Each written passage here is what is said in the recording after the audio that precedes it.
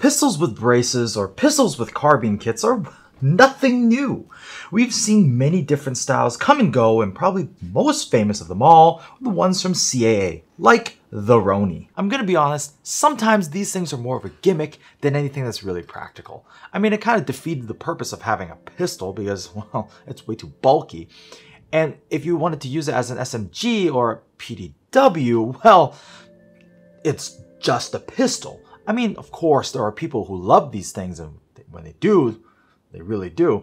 But then the other crowd, they just kind of, well, I'll just stick with one or the other. However, recently, over the past few years, the pistol with a brace or pistol with a stock concept has kind of made a resurgence. In the real steel world, probably the most visible brand is Flux Defense. Now, even though Flux kind of made this concept cool, to be honest, B&T kind of started this resurging trend several years ago with the Universal Weapons platform, which was essentially a kit that allowed you to put your gun in the kit that offered your pistol greater flexibility. This is the ASG B&T licensed USW pistol. And to be honest, if you look at it, you immediately know what this is and what it's trying to be. It's a pistol with a stock. Now, if we compare this with other guns within the same category, I'm gonna have to say this is way more sleek than a lot of the other competition out there. So today, we're gonna give you 5 reasons why the USW is better than a carbine kit. Number 1, integrated design. The USW, as we see it right now, is a single design, so it's a single pistol with everything already attached to it. Yes, we earlier mentioned that there is a kit version for your G-series pistols, but even with that kit and the donor pistol, you're not looking at anything bigger than, well, what you see here. Traditionally, with carbine kits is, well, this right here, this is the CAA RONI, you're gonna need, number 1, a donor pistol, and number 2, no matter how small or compact like the micro RONI, it's still going to be relatively bulkier and bigger than what you see here. So more things to deal with, less things to deal with. Number 2, it's just more compact. Like we talked about it earlier in comparison to size, looking at them side by side, the carbine kit itself already is way more bulky than the USW. Even with its completely retracted stock, the carbine kit is still bulkier than the USW in every way. And if you're wanting to use it as a sidearm or something to conceal, well, you may have better luck with the USW. Number 3, ease of use. Let's face it, this is gonna be way easier to operate than this. And hey guys, by no means am I knocking the CAA RONI, because this is a tried and tested platform that even real steel shooters are using overseas. But there's just way more going on with this kit than with the USW. There's way more buttons, there's more control surfaces. You actually have to put the gun in here with assembly. You have to install the charging handle. There is a lot more moving parts that goes into operating the carbine kit than something as simple as pressing this button here to extend the slide, and then the rest of it is just operating any pistol that we're very used to using. Number 4, flexibility. Our RONI that we have here is a great platform. To be honest, it allows your pistol to essentially become something like an SMG. But remember, the kit itself really doesn't do anything. You may think, well, what are you talking about that the USW is more flexible? Well, let me explain. With the RONI, yes, you have more Picatinny rail space, but at the end of the day, it's still reliant, once again, on the donor pistol. In this situation, we have a 226 style pistol in this gun. But with the USW, you do have Picatinny rail space on the top for a red dot. You have Picatinny rail space in the front for tactical lights or lasers, or even if you want to put a foregrip on there, you go ahead. It also comes with a threaded 14mm CCW outer barrel threading, so you can put suppressors and or tracers on this, whereas with this, you're gonna have some problems. I know there are certain versions out there which allow you to thread on different muzzle devices, but you're gonna get a little bit more flexibility with this compared to, well, with this. Number 5, shootability. You may think, hey Mark, wait a minute, hold up. What are you talking about? The carbine kit allows you to essentially cheek the weapon, have a better purchase on the front end, as well as operate this two-handed much like what you see with SMGs. Why would you think that, well, the USW is a better platform? Well, let me explain. In pistol configuration, the USW fits really nicely in my hand ergonomically, especially with this high cut here. I can get a really high purchase on it just as the way it is. And when you mount a red dot on here, it points and aims very naturally. Also, the rear Picatinny rail and the front sight area do line up as a front and rear sight post. Now, I'll be honest, it's more like a front sight ramp and it's not all that visible. But you can put a micro dot on here and it's just fine. Now, you say, well, you can have a full cheek weld with a RONI kit, but here with this stock, I can still get a fairly good cheek on it like this. And my support hand goes right here as if I'm holding this pistol. I think overall that you're gonna get a faster target acquisition in pistol format for up close combat. And you have guys further out, pop that stock, flip that open, and take that nice shot from a more stable platform. So I feel like shootability wise, as itself, on itself, a little bit better. Now I give you 5 reasons why the USW is better than a carbine kit. Now, I'm gonna give you one more, an honorable mention, and that is accessibility to the guts of the gun. With the carbine kit, you first need to remove the pistol from the kit, and then you can access things like the hop-up. For USW, you just access this just like any regular old pistol by removing the slide. And I'm gonna show you how to do that. Now to access the hop-up, as we previously mentioned, we're gonna have to remove the slide. So how am I gonna do that? First, I'm gonna eject the magazine, then I'm gonna extend the stock. With the stock extended, I have easier access to how I'm gonna remove the slide. Now there's 2 switches here. This is the safety switch. I'm not gonna be using that. I'm using this one here, which is the slide release,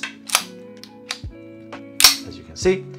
And I'm gonna take the slide, I'm gonna pull it back about halfway, pop the stop, the release out, remove the release, it slides forward, and there you go. And there's your hop-up adjustment.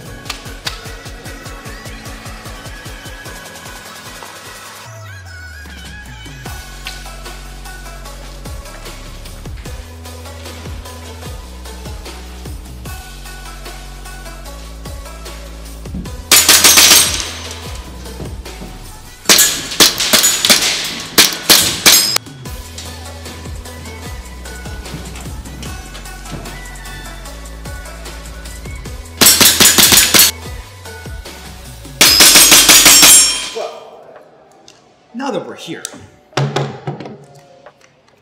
I think we all know what time it is. It's time to see just how accurate the USW is. And no one wants to look at this ugly face as I shoot this gun, because it's a pretty good looking gun. So in honor of this particular pistol, carbine, USW, we have special guest, Althea. Take it away, Althea.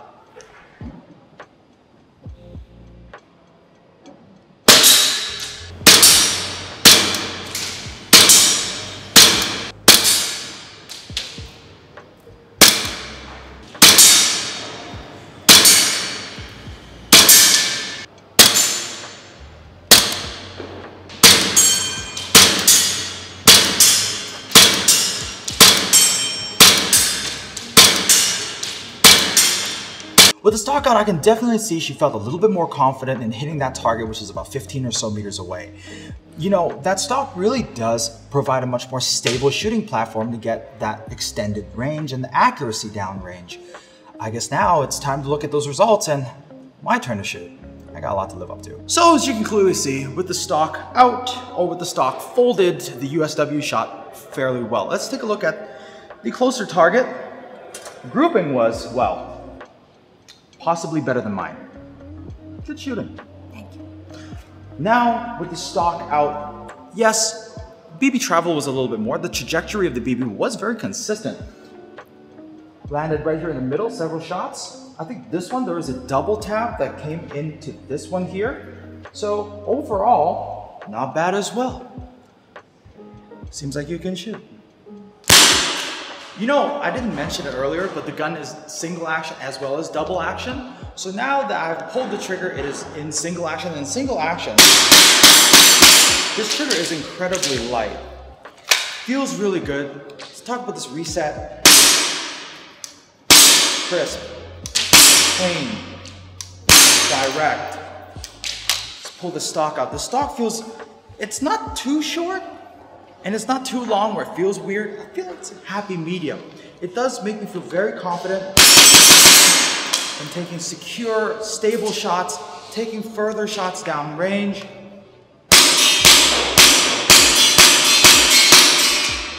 Not bad.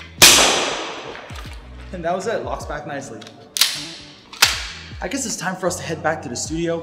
One thing I do want to say is even with the suppressor on the USW, it didn't weigh down on the outer barrel too much and it still felt snappy.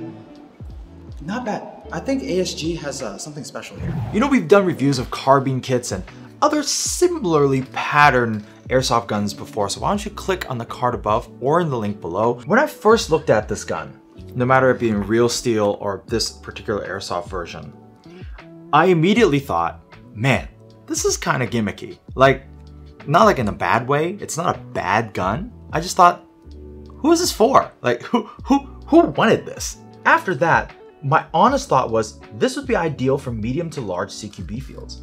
When you saw me at landing zone moving around, I can easily move using this like a pistol. And if I needed to take a longer range shot, well, I just pop the stock out for added stability. And that's where I think this thing really shines.